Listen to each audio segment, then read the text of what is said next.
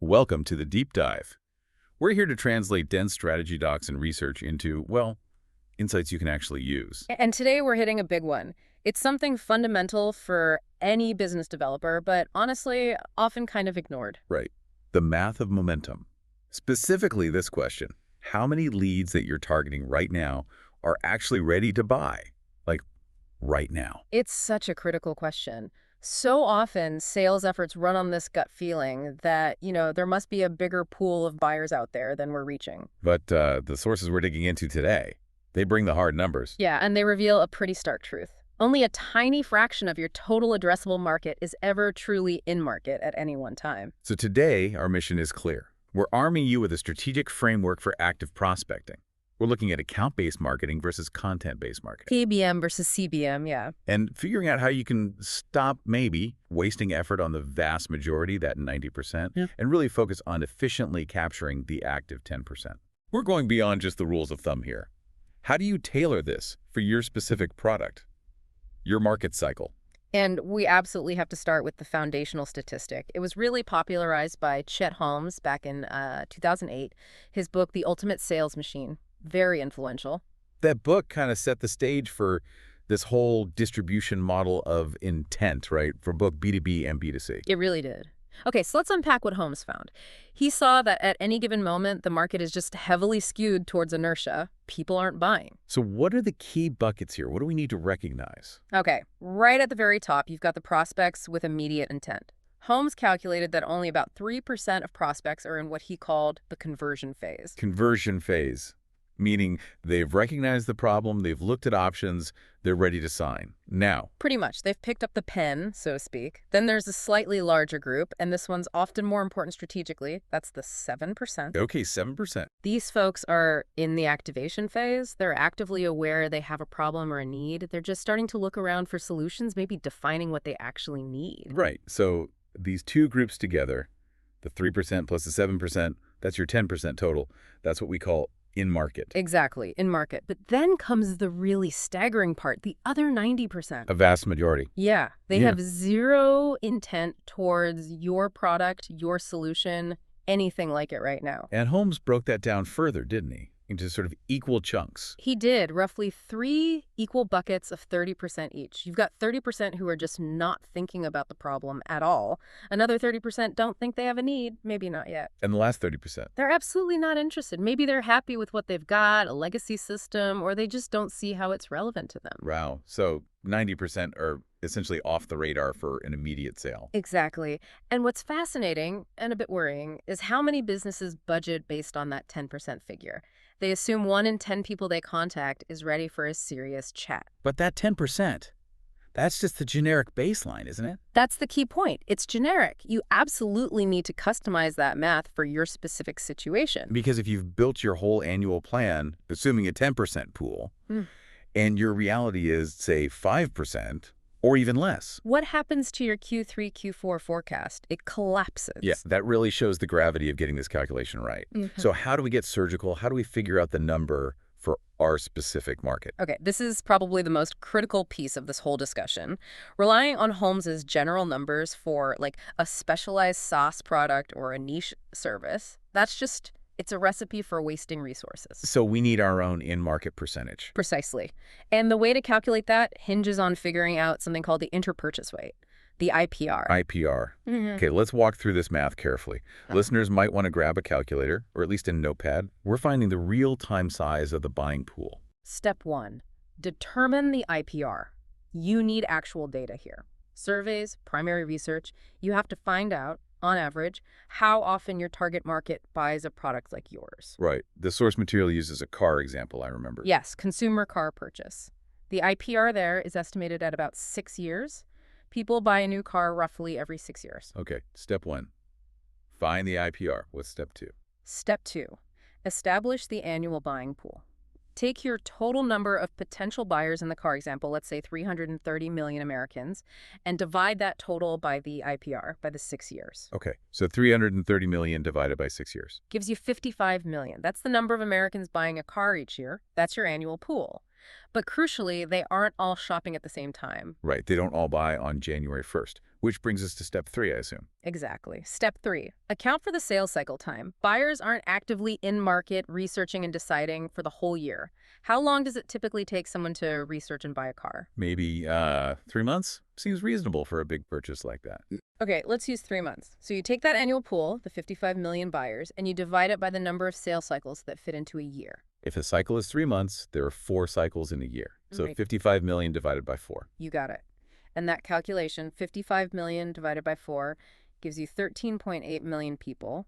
That number, 13.8 million, represents the real pool of active car buyers at any given moment. Wow. Okay, so 13.8 million at any one time. Now compare that back to the total population. 13.8 million out of 330 million Americans. That's only about 4%. 4%. That's way down from the generic 10% rule of thumb. Massive difference, isn't it? Think about it. If your whole sales comp plan, your marketing budget, your lead gen targets are based on hitting a 10% pool, And the reality is less than half that size. you're set up for failure or at least a huge amount of inefficiency and frustration. That calculation alone is, it's a game changer. It just highlights how vital it is to figure out your true IPR. You could be chasing a 2% pool thinking it's 10%.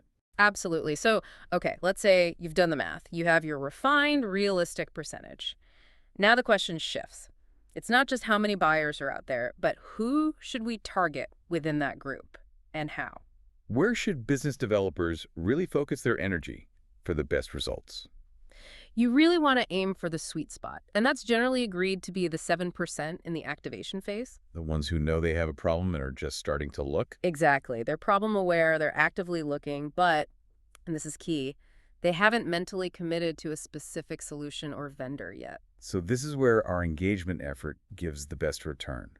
We can engage efficiently, but also effectively nurture them. Precisely. It's the optimal time for a prospector. You get the chance to influence their requirements, to frame the solution around your unique value proposition.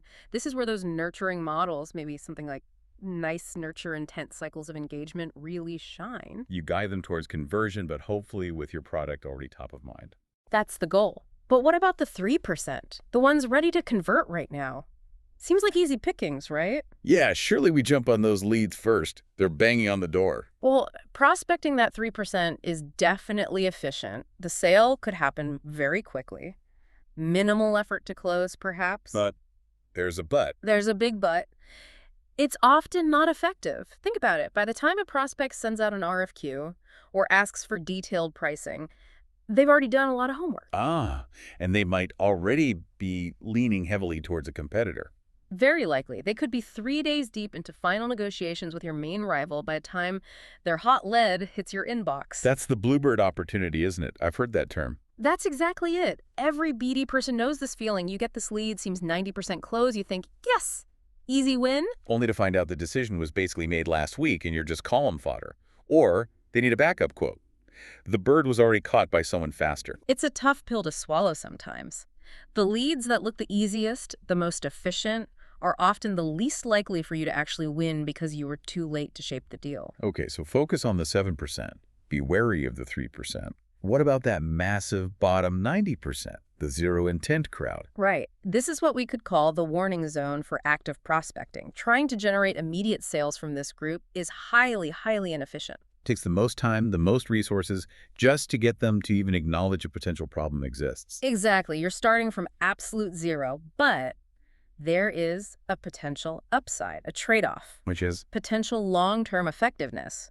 Because they have zero preconceived notions, targeting the 90% gives you the absolute maximum opportunity to shape their requirements from the ground up. You get to define the problem for them. And position your offering as the ideal, maybe the only solution that fits the problem you just helped them discover. That sounds like a huge strategic effort. Yeah. Very expensive. Immense.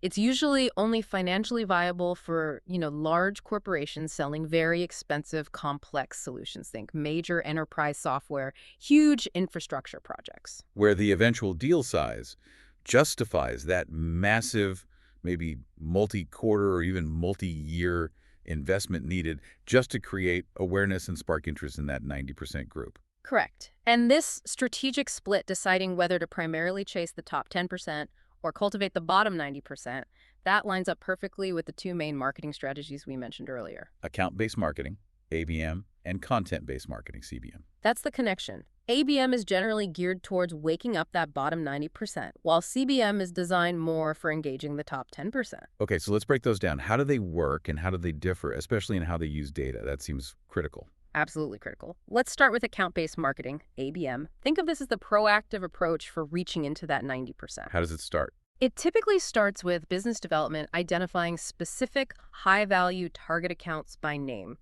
You know, the classic Dream 100 list or whatever you call it. And these accounts have to be pre-qualified, right? Fit Yeah. the ideal customer profile, have the budget, the need, potentially referenceable. All of that. BD essentially hands this list of desirable but likely inactive accounts over to marketing. And marketing's job is? Marketing's job is to go hunting for any sign of life, any flicker of potential intent from those named accounts, and they use everything they can get their hands on data-wise. Monitoring all intent signals. All of them. Zero party, first party, second party, and very importantly for ABM, third party data. Okay, we need a quick definition here. This data hierarchy is crucial for understanding the difference between ABM and CBM. It really is. Think of it like a pyramid of reliability. Zero-party data is the absolute best. It's data the prospect intentionally and proactively shares with you, filling out a preference center, telling you their goals. Gold standard. Okay, then first party. That's data you collect yourself through direct interactions on your own digital properties. Website visits, content downloads, webinar attendance, form fills on your site. You own and control this. Makes sense. Second party. That's basically someone else's first-party data that they share with you, usually through a direct partnership agreement. Maybe a complementary company shares anonymized data. Still quite reliable because you know the source. Got it. Zero. First. Second. Pretty reliable direct sources. Now, third-party data, that's the big one ABM often leans on. Yes. Third-party data is aggregated from many different sources across the web, often collected by data brokers or publishers who track browsing behavior, content consumption on other sites, keyword searches, etc. So it's broad, high volume, but less precise, less reliable. Generally, yes. It can signal that someone at a target company might be researching a topic, but it's often less clear who specifically or how serious the intent really is. It's more directional, sometimes noisy. Okay, so ABM uses all four types, including that broad third-party data. To cast a wide net, trying to detect any early sign that someone in that 90% at a target account is maybe starting to think about the problem. The goal is to maximize awareness and spark engagement, pushing them into that 7% activation phase. And trying hard to filter out the 30% who are absolutely not interested, even with all that data. That's the ideal, yes. Right. Now, contrast that with content-based marketing, CBM. Okay, CBM. This one targets the top 10%. Primarily, yes. It's more reactive. It's designed for prospects who are already showing signs of being problem aware. They're likely in the 7% activation phase already. And CBM tries to avoid the 3% conversion phase, folks. The bluebirds. Generally, yes, because the opportunity to influence them might have passed. CBM's method is much more focused on data reliability. How so? CBM typically relies almost exclusively on zero-party, first-party, and second-party intent signals, the high-quality, high-reliability stuff. So it ignores the broader, potentially noisier third-party data. Largely, yes. It uses that more granular, reliable data to confirm an account is genuinely in market and, ideally, still in that influenceable 7% activation phase. And once CBM identifies those active prospects using reliable data, what's the approach? The approach is to deliver highly relevant, valuable content directly to them. Think targeted case studies, in-depth white papers, specific solution guides, ROI calculators. Content designed to nurture them. Exactly. To nurture those activation phase prospects, answer their questions, build trust, and gently guide them into the conversion phase.